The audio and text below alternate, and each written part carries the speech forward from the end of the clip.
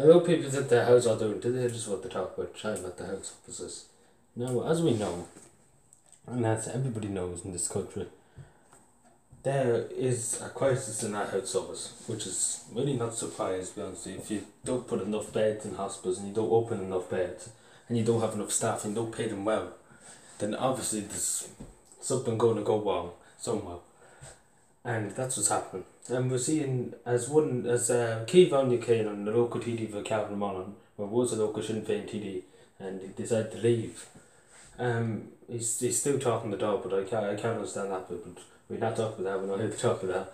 But he was talking about the house office, and he said they're in disorganisation, and that's an understatement of the century, because they're not in this away or disorganised or anything like that. They're very organised, but if the resources are not there, like take for example, I was in Cherry Orchard 2 years ago, Cherry Orchard Hospital for teenagers, and like myself, I was there because I tried to kill myself, but that's an understatement to do. But I remember it very, very well. I'm going to even tell you about it now, and I hope you would let me speak for a few minutes to just understand what I'm trying to say. When I was there's 2 wards, 22 beds now. I think there was, can't remember how many beds I was in one ward, and then there was the other ward for people.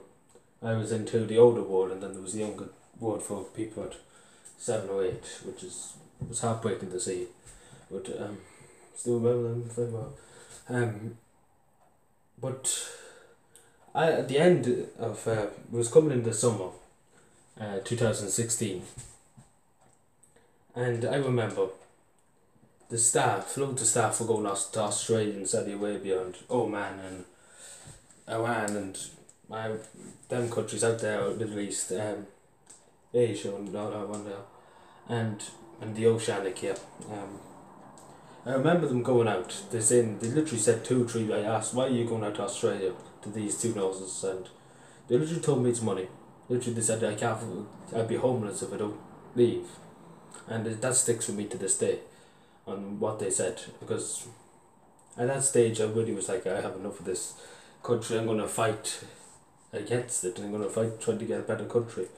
And that, when I got out of the hospital, it was 2 weeks before one of the wards closed down. There was only 10 beds available at the hospital out of the 22.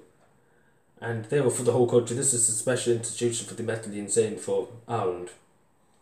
And for the whole of Ireland, for the Republic of Ireland at least. And there's only 22 beds for the young people of Ireland, for people who are highly suicidal and all that. And the thing that strikes me today is, why did the government close it for all summer? One ward.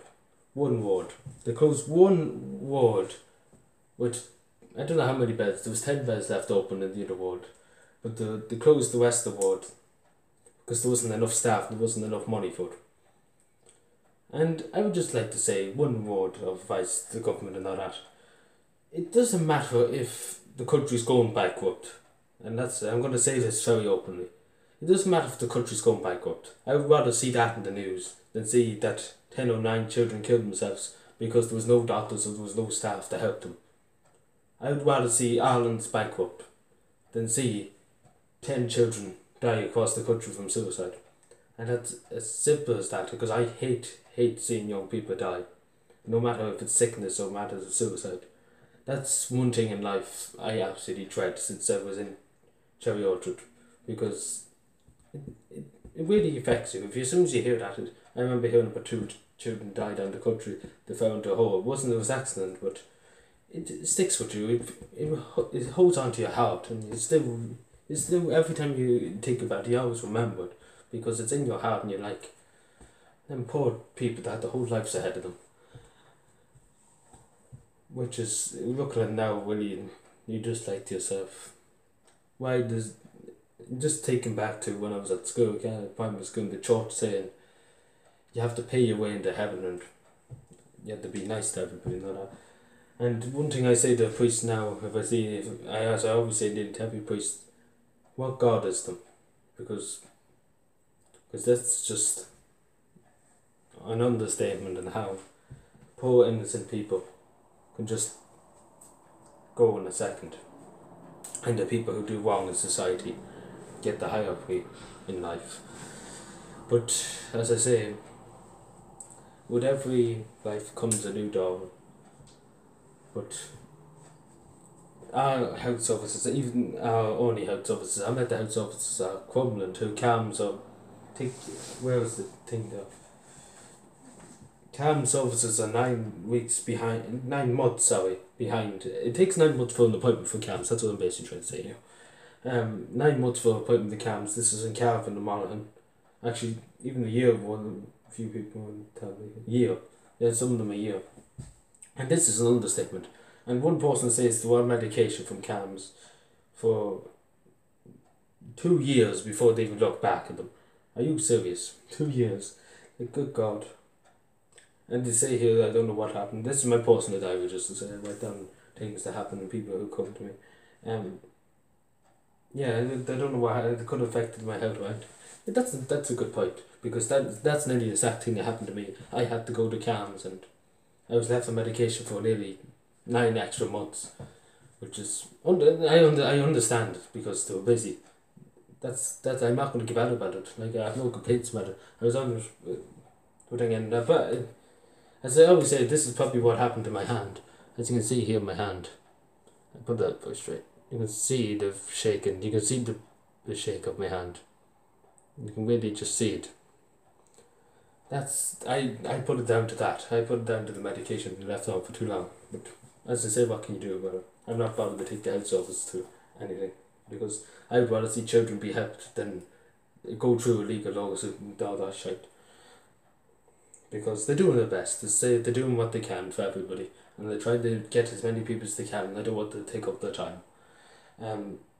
Yes, so loads of people waiting back in CAMHS and all that. I'm just going to say this to people who want to see anybody for counselling or anything. Go to So Sad, or there's loads of other charities that are not HSE funded, and they're 110% better, and you won't wait long, I promise you that. But please, please, please, never take the rational decision, because there's always someone there to talk to you, and I believe me in that. There's always someone to talk to. Never underestimate people's ability to talk to you, because if you say to somebody, I don't feel okay, the first thing they're going to say is, what's up, what's going on, and what's up, my dude, and whatever the young people say nowadays. Or the older people, or whatever. But they'll be like, that's the initial reaction. Anybody came to me and said, I don't feel okay, I don't feel great, I don't feel anything. And, I would say to them, what's wrong, what's the issue? Yeah, how can I help, and so forth and so on. And we usually find a way around it before we take rational decisions. Which I'm always going to say, please just take a step back before, if you feel suicidal or anything like that. Just take a step back, look around you, look at your family, look at your friends. Yeah, I know whatever situation you might be in, I know myself from experience, you might feel like the world is collapsing, this room is collapsing in on top of you, and the walls are closing in. The walls are closing in from every direction, and they're pushing you into the middle, right here where I'm standing, and you feel like you haven't got enough room to breathe. Just take a step back.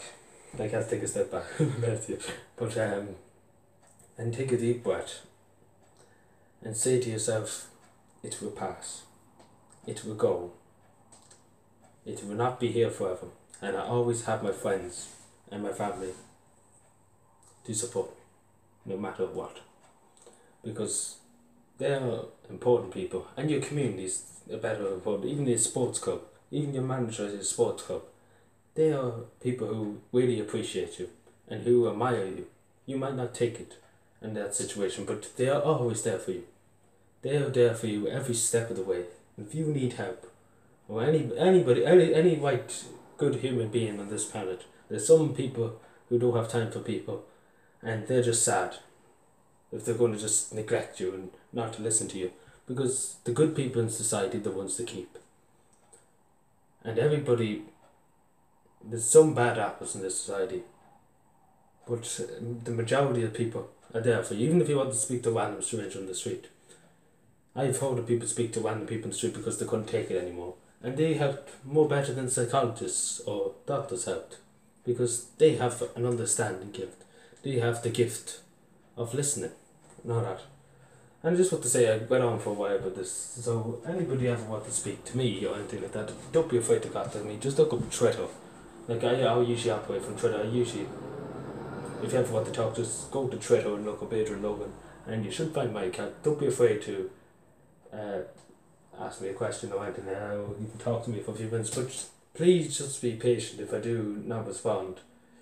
Say instantly, because I'm not usually on all the time.